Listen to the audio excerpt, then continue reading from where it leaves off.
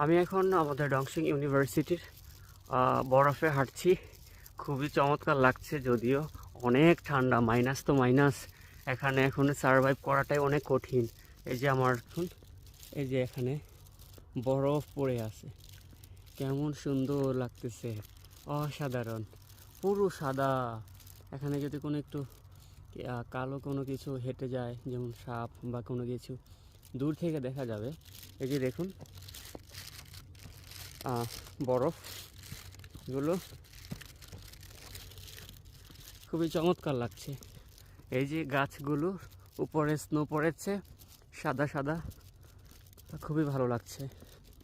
আমি এখন বরফ দিয়ে হাঁটছি কিনা, খুবই অ্যামেজিং এক্সপিরিয়েন্স।